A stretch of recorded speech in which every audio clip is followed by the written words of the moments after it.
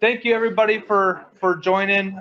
Sorry for the late start. Hopefully we were able to have some informative informal discussions about this project, but I do want to give us a chance for those people who are now joining us via Zoom.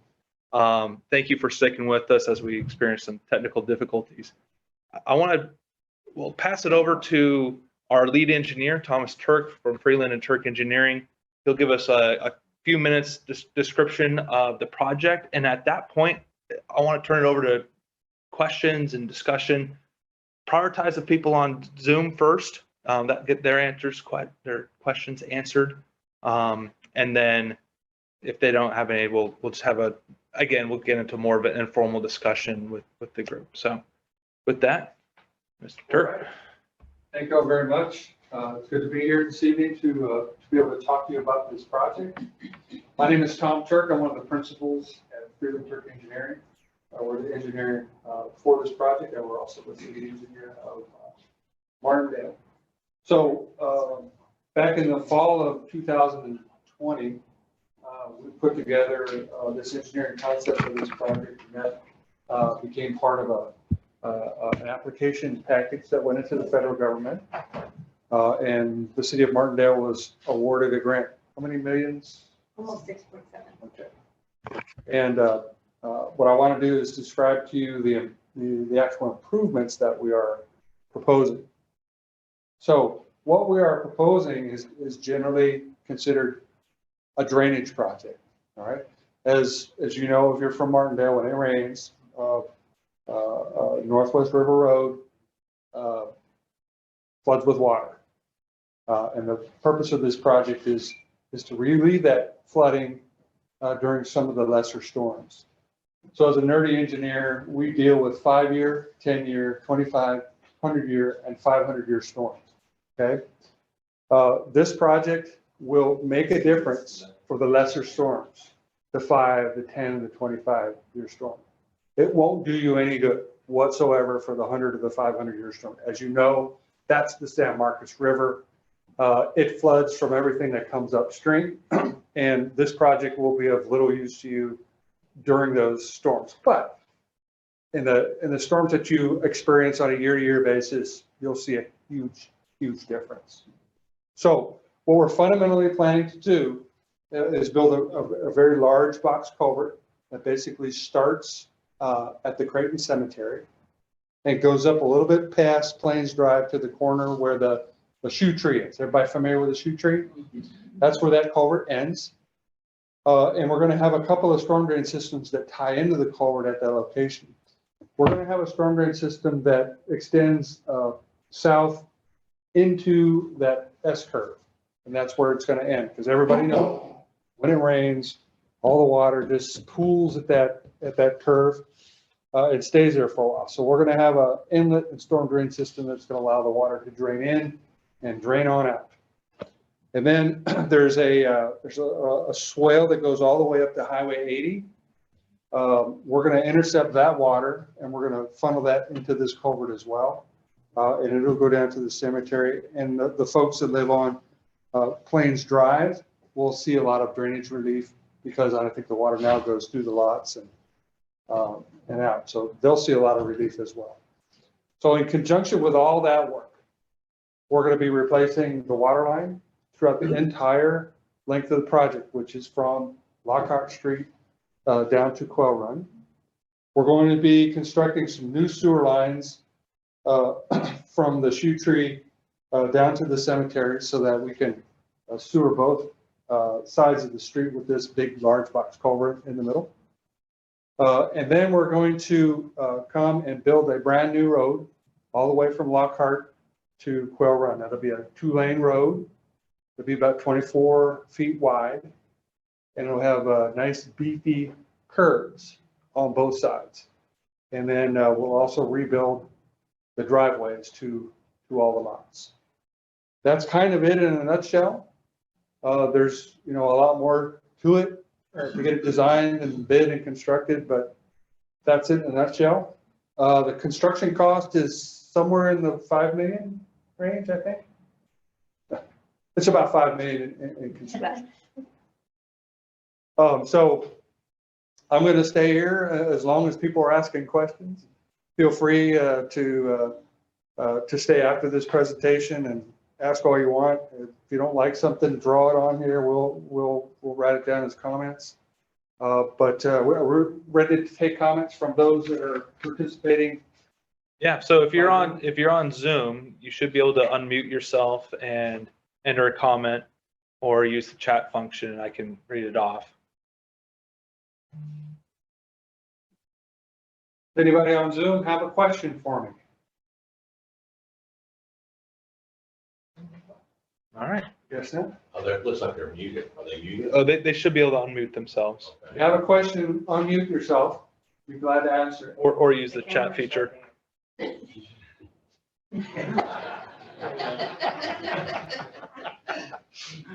All right. With that, if there's questions that come in later as we get into the discussion, feel free to use the chat function for those that are on Zoom. And then, I should have done this earlier. I should have introduced you, Jessica. You want to introduce yourself? Yes, of course. Hi, good evening. My name is Jessica Daydon. I work at Langford Community Management Services, and we are the consulting firm that the city of Martindale had awarded to help administer this project for them and keep them in compliance with all the federal regulations and the paperwork, which is why I have a box here of paperwork. So I'm just here to stay involved as much as I can. This project is very exciting. I can't wait to see the finished product. So I'm very involved in this. I'll be around here every now and then for meetings whenever we need, and to answer any questions that come through the city. If anybody has any questions, I'm more than happy to answer them. Any questions, comments, snide remarks from the audience?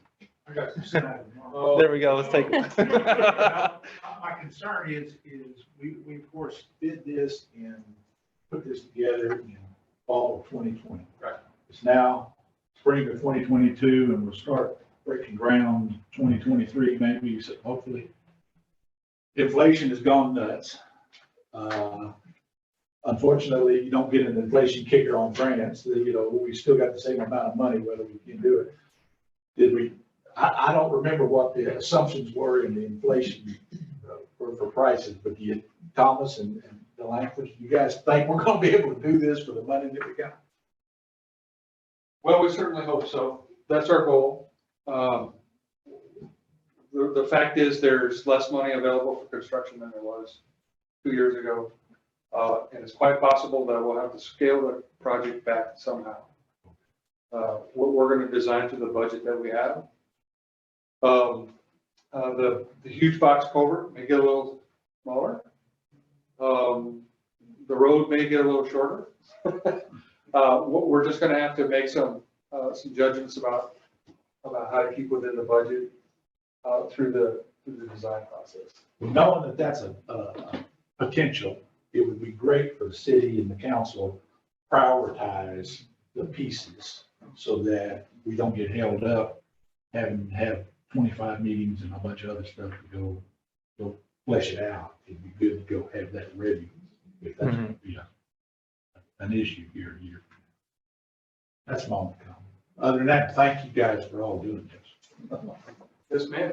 What is the length potentially of the project? The length? Length? In time or distance? Time. In time. Yeah. So the project was kicked off about 3-4 weeks ago. We had our official kickoff meeting with all the parties after we received the grant funding. We received the authority to start spending money, mostly with our engineering services and our grant administrator. It will probably take 2 years, maybe 3 to get. Yeah. The biggest risk to this project in terms of timeline is related to environmental studies, as it is in close proximity to the Clayton Cemetery. Right. So we're going to want to be extra careful that we don't disturb grave sites there, and we'll do work with the state and others as needed to make sure that we're maintaining that area and not, doing any harm to that environment. that's probably going to be one of the longest processes. The engineering that Freeland and Turk will be doing for us goes through a number of design phases. And during that, we'll adjust those costs as the conversation was before that. So probably the quickest part of all this will be the actual construction, I would think.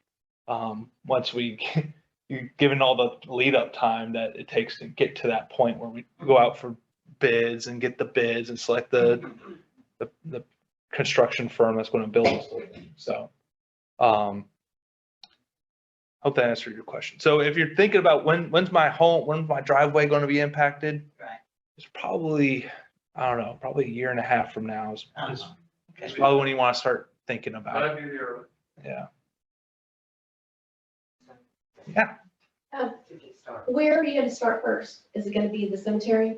Is that gonna be the start part? You know what I mean? Or are you gonna start at that first, at the shoe tree?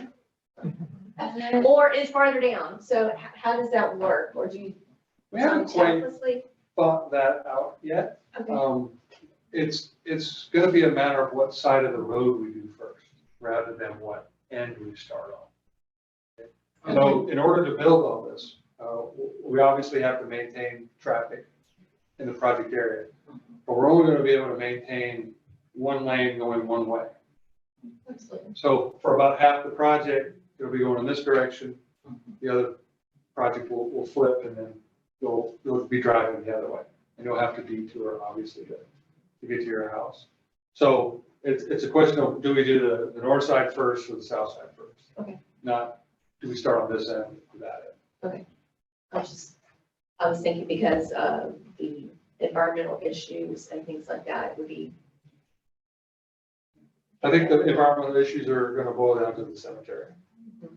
And there's obviously gonna be a lot more activity on this end than there is on that end. absolutely, absolutely. Okay.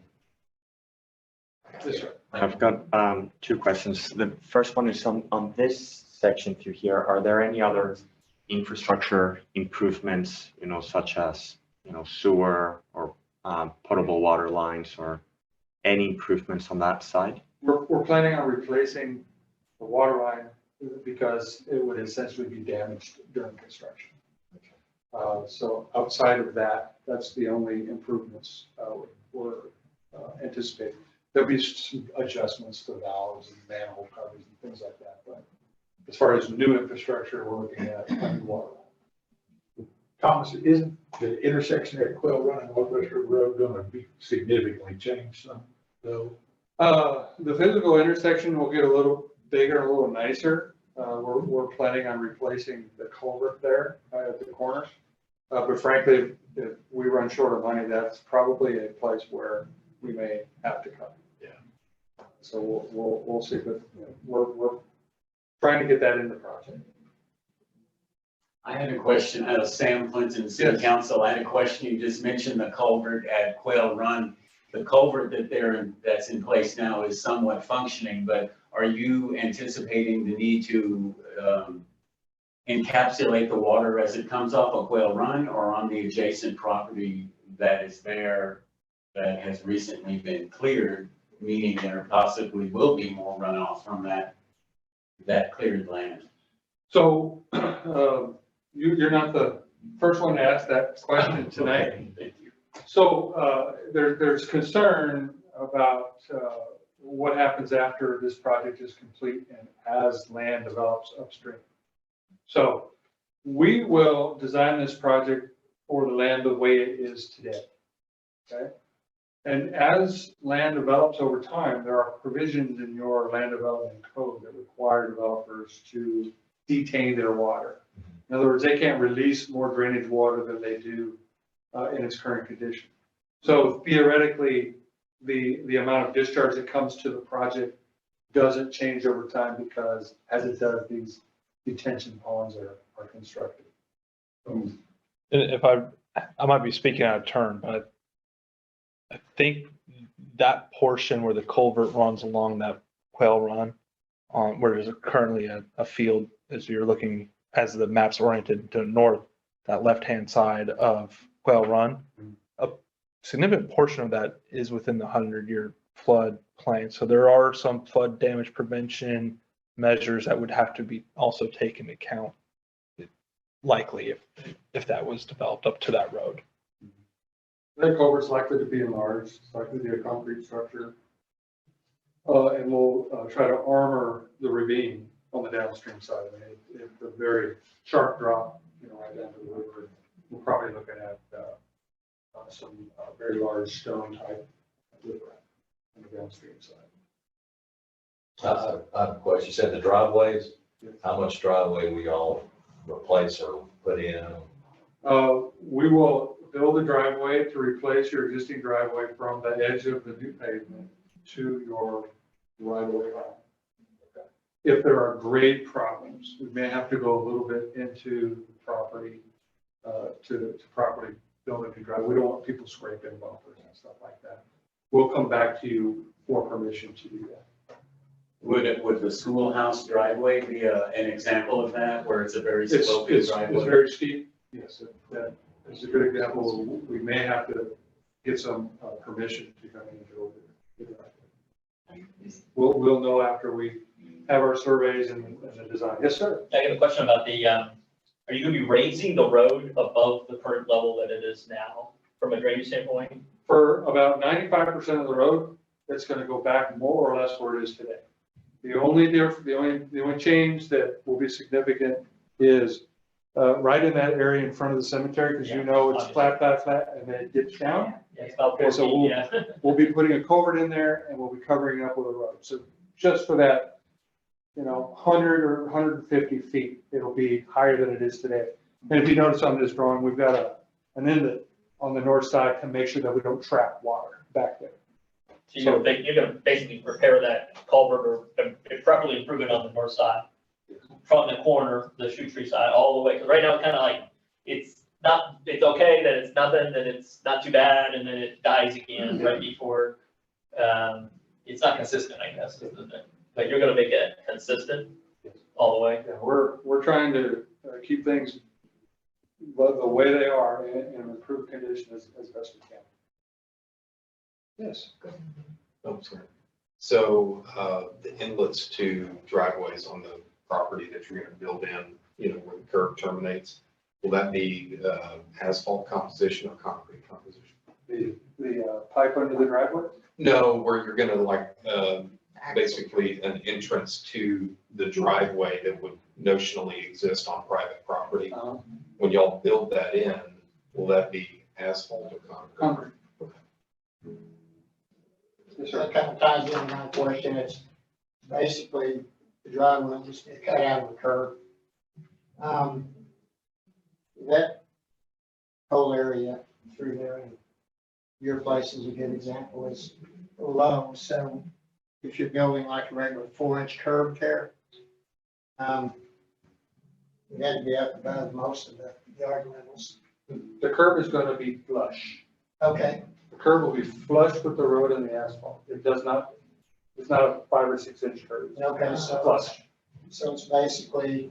It's just there to provide the asphalt with a good hard edge, so it doesn't deteriorate over time. But if we bring in raised curb, then we're starting to change drainage patterns. Exactly. We don't want to do that. Exactly, I couldn't see how you put a regular city curb. I mean, a nice raised curb would look nicer, but again, we're trying to keep things the same. Thank you. Yes. So he was wondering about trees that are currently in the right-of-way area. Will they be removed? We are going to survey all of the significant trees along the right of way, particularly here on the south side where we plan to take right of way. And we're going to do everything that we can to save trees. I like trees too. But I can't promise that we're going to be able to do that, not at this time. Once we get through design, then we'll have a much better idea of what trees will remain. And again, we do our best to save all the trees that we can, but it's just a fact of life that construction and trees don't always go together very well. Those are just the realities. Now, I have an in-ground sprinkler system currently on our Yes. property going through the easement. Is that gonna get impacted then probably as well? Probably. So is it gonna be removed? I'm gonna have to remove it, or you're gonna have to, what's the consequence of that? That's a question I don't have an answer to because it's a question that's answered during the right-of-way acquisition process. Sometimes the owner says, well, I'll do it and get compensated. Sometimes it can be part of the project. My preference is to let you make the adjustments and compensate you for it. I had a question, sir, about if any traffic studies will or have been done, because once the roads improve, perhaps people might come off of 80, go on Quail Run, and then go on the new road. So do you anticipate more traffic, and have you seen, when new roads are built, do people tend to drive faster?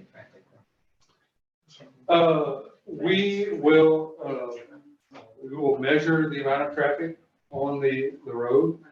We will do some future projections to see how that traffic might grow over time. And we'll use that to design the thickness of our pavement so it lasts. It's designed to last about 20 years. Okay. I don't anticipate a significant amount of traffic growth. Obviously, it will grow over time, but I don't see any drivers out there that would make this turn into a heavy travel road. Well, people have definitely been avoiding it. Over the years. And then what was your second question? About speed limits. Do you think people tend to drive faster when the road's improved and wider? In this case, we'll be putting the road in a little bit wider than it is. It's going to be a nice road and it's not going to be bumpy or anything. So yes, I think you will find that people will drive a little bit faster. Yeah, we'll basically limit our potholes, our speed bumps. Are you going to allow people to walk, say walk their dogs and ride their bikes? No, it's not, the width is not designed for a pedestrian. That doesn't mean pedestrians can't use it, but it's not designed for that. If you want sidewalks and things, that'd be in addition to the project. It would have to go into the parkway area where you've got drainage ditches. So those two compete with each other. So the answer is no, we did not put sidewalks in this project. And then, I'm sorry, you already said this. What is the distance, what is the width of the road? 24 feet. 24 feet, thank you. You mentioned something, Tom, that right-of-way acquisition and those things. So we don't know how much or how little or where exactly that's going to take place because the engineers are going to have to get their surveyors out. You've probably seen some of them doing some preliminary surveying already. Most of you, or if not all of you, should have received a letter from the city, or maybe even members of the city council, mayor, and others maybe knocking on your door asking for a right of entry approval so that the surveyors can we have some extra copies here if you haven't filled out one of these, but we want those filled out. That way you know what's going on. The surveyor knows that it's okay to step foot on your front lawn and helps them figure out those things like, is a tree going to get removed, or is it, what part of the yard might end up as part of the right-of-way acquisition. So if you haven't filled out one of those forms yet, please do it tonight before you leave if you can. So once you acquire right of way for a certain property, and the road's all complete, construction's done, we're moving on into the future, does another part of our property then become right of way also, or is that it? Like, No, only the parcel that we acquired can become right of way. If there's a need for additional right of way in the future, they'll approach you again, go through the same process. You'll be compensated for your property. Highly unlikely given where you are and growth patterns and things.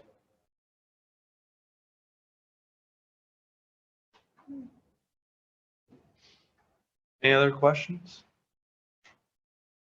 Comments, concerns, snide remarks from former mayors?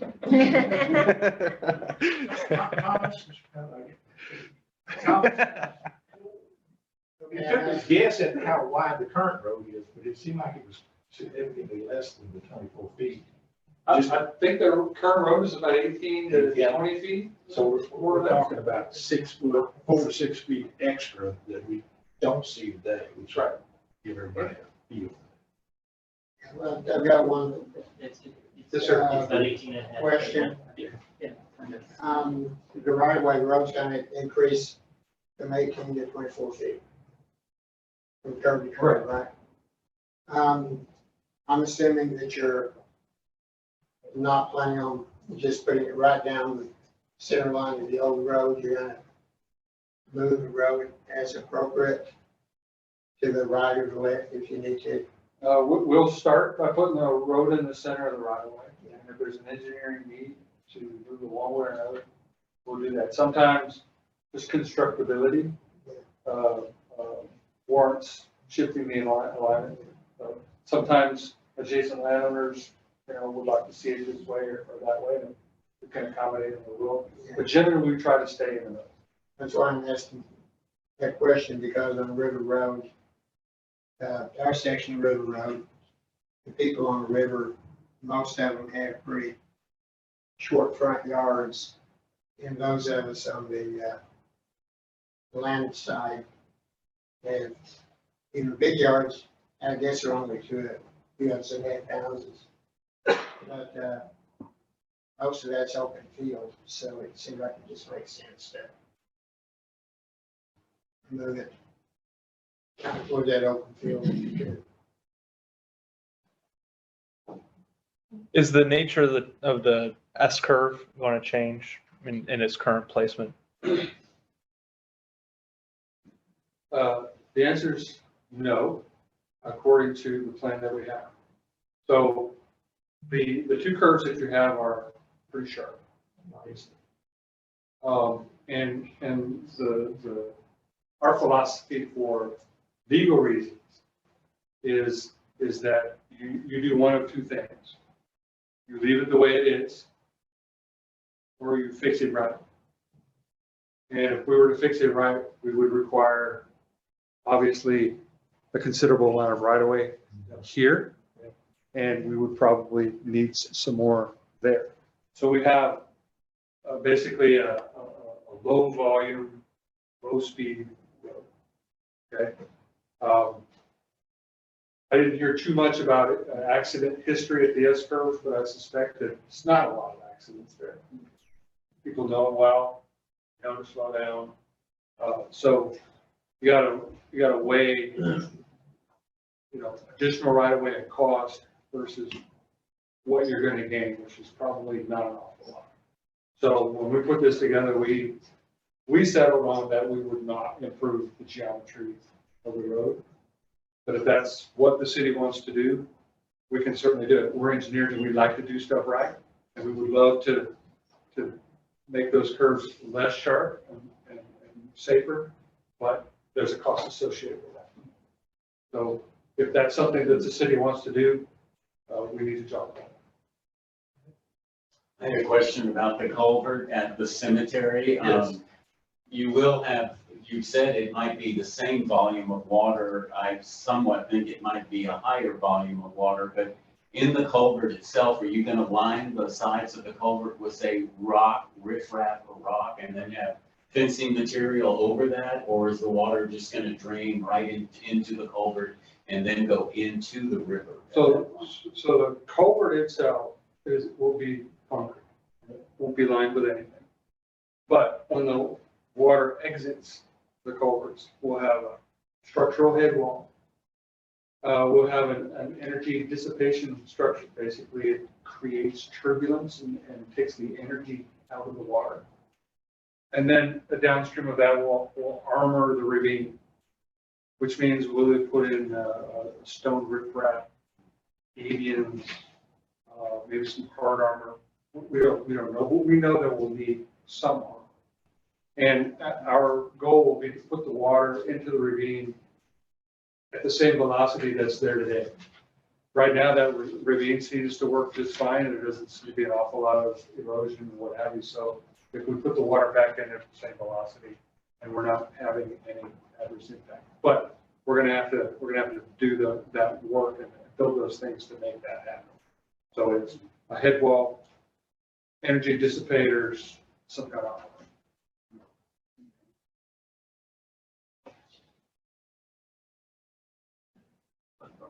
That was a good question. She's very methodical. I walk by there a lot. And, you know, the Creighton Cemetery, I know is historical and it's important. It's also the outfall to the creek. And we're pointing a culvert right into it. And we're going to try to do as little to the cemetery as we possibly can get away with. It's an environmental issue. But the fact of the matter is, that's where the water goes. That's where we gotta put it. And we gotta slow it down so it doesn't do any damage downstream. So it does take some improvements to do that, but we're gonna be very sensitive, very careful about how we do it. Yes. I know you mentioned that this was the first proposition. Yes. Okay. In your mind or in engineer's mind, do you have a second proposition? And what would have to happen with this one if you came across something to work in order to switch that? So we are obligated in our contract to bring to the city different alternatives of accomplishing the same thing. I think I told somebody in of you that we conceived this project in 30 days. The mayor at the time, he was tough, and he said, I gotta have something in 30 days. So this was the best we could do in 30 days. You know, as engineers, we'd love to study stuff. And, I mean, we could have spent 6 months. So, but this is the quick and dirty version. We'll come back to the city, I think, in the June, July timeframe with alternatives. Different, you know, we may even show you how to improve the curves. That'd be one thing I'd like to show you. Okay. There are different ways that we can handle it. We could split the drainage up. We could have some drainage that goes from the shoot tree area directly down to the San Marcos River. That's one alternative I know we're going to have to show you. So then, yes, there are different ways to accomplish this. It'll bear out in our alternatives, and the city will be able to say, do this, don't do that. So yes, there are different ways to accomplish this. We do need to make sure the audience understands that this was not, hey, let's do it this way and stop. We started out with another piece of the project. We started out with me pushing them to make a drainage through through the Harrison property. This is about 3 or 4 iterations of these guys doing good thinking and convincing us all that this is a better answer. So I'm just curious because we talked about it, because you had said that this was just one proposal that y'all had come up with. And so, and I mean, I don't know what other ways you could do it. So, but, so I was just curious as to, you know, what would lead to making a different decision. Stay tuned. Okay. Hang around this summer. One of the proposed dimensions for the culvert. I think we had 2 7-by-4 foot box culverts parallel, precast. Long, about 4 feet high. Yes. Now, because of inflation, that structure may get a little small, but it'll still do an awful lot of good. So that's just kind of the realities of what we're facing. Would it be cheaper to make it smaller and wider? Depends on the Less hydraulics. tall? Maybe. There's no culvert under the road right now. Not that I'm There's just aware a culvert coming from 80. of. Yeah, there's a culvert under 80. And the water goes down the swale through the field. And then alongside, I don't know what the subdivision's called, but along these homes that are off the Plains Drive. And then, that's the. And then it kind of goes diagonally It towards. makes a mess, yeah, I know. Yeah. Makes sense. Hopefully we can clean that mess up. Yeah. Oh, I had another question about you mentioned changing the water line. What's the process involved in that? And will you also be replacing the water meter? I mean, are you building a new line and then you'll hook them up, or will they not have water for a certain amount of time because you've got the meter on the old line? How do you function that? How do you function that? We haven't had any direct discussions yet with Martindale Water Supply Corp. Mhm. But the thought is to basically bring in a new water line while the old one is still functioning. We'll construct it, we'll test it, and then we'll put it into service. And that involves reconnecting the service taps along the way. It'll be up to the Water Supply Corporation as to whether they want to replace those services and replace the meter. That's kind of up to them. For this project, we're only going to replace what we think we're going to damage during construction. And so that would be the main, because it's relatively shallow. And then we're probably going to be destroying the services within the right of way. So that's still yet to be determined, but most of that system will be replaced as part of this project. Is it galvanized pipe, the old water I line? don't know what kind of pipe it is. We only had 30 days. I understand that there are portions around Main Street in that part of town that has it's asbestos pipe that undergoes regular testing and hasn't shown any, release of any asbestos into the water system. But that's another ancillary benefit of this, is that you get old asbestos pipes out of the ground. Yeah, maybe it's a question for you, I don't know, and a lot of times, if there's an option, like to say, an existing driveway or a tree, will there be options for a directional drill underground on certain sections of the water line? Yes, that's always an option. And if there's a very large tree and we're going to be working in the root zone, sometimes we do, it does cost money, so. I mean, you might have, It is possible. you might have a bore for 12 feet or 10, you'd have open ditch and then have a bore. It's under possible, but it's expensive. And what's the size of that water? What's down with that water line? Do you know? I think there's two. I think there's a 4 and a 6 from what I remember. That's what I would. And we would replace it with an 8. 8. But that's still something we've got to talk to the water supply corporation.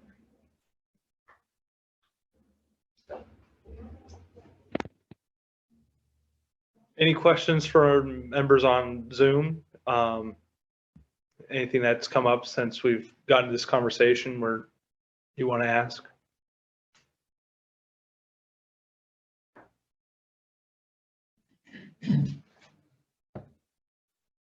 All right, anybody else in the room?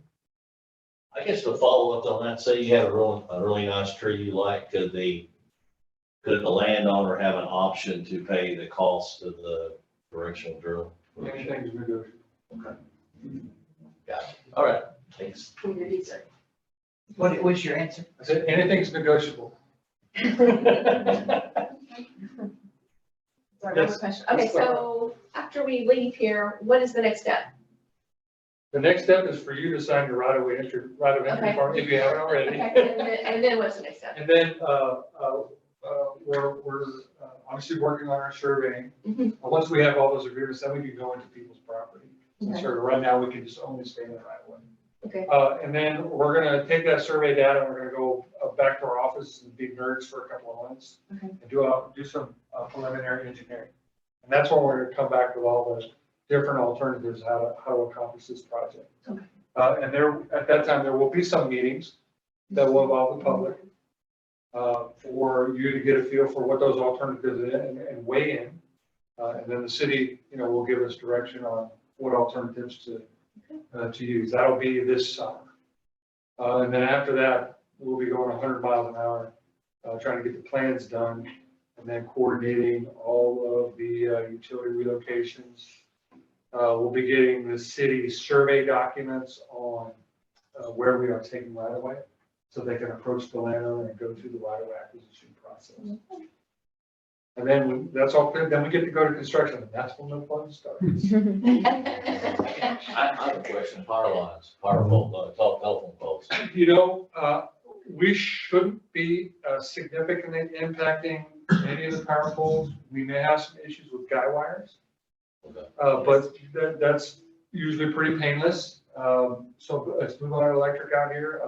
I've worked with them before. I don't think we're gonna have power line issues. I know, at the shoe tree curve, the lines are kind of low. And I think there's communication on those poles as well. And we may have to be lifting some culverts in place. So I'm a little worried down there, but that's a construction deal. So you shouldn't be affected. Electricity deal. It's just a suggestion. I think we were talking about it earlier. But if there's going to be works doing, on the road, would be, it's just a suggestion, but wise to have preparations for future electrical conduits in case in the future, 10 years, 20 years from now, they want to underground the electrical cables.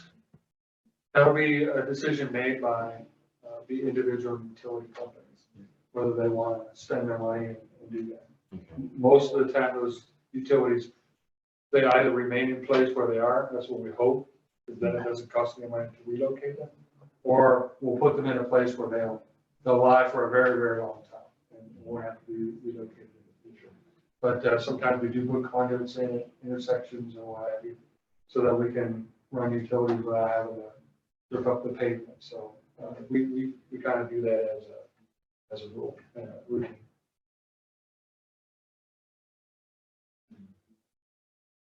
Like I said before, I'll be here as long as people are asking questions. So feel free to grab me and if you have some concerns that you want us to really take note of forever and ever, take a pen and just write on that drawing. I hate this. I love this. Be happy to take any comments you have. And then I'll just leave this drawing with you. Oh, You can put it up on a wall somewhere so that anybody at any time can come in and look at it. Perfect. Well, thank you, Tom, for your time, and Jessica for coming down, and everybody else, thanks for joining us tonight. Feel free to stick around if you have any additional questions. For those people on Zoom, I put in the chat my email. If there's other questions that come up that you think of, send me an email and we'll try to get you a response. But other than that, everybody have a good night. Thanks. Thank you.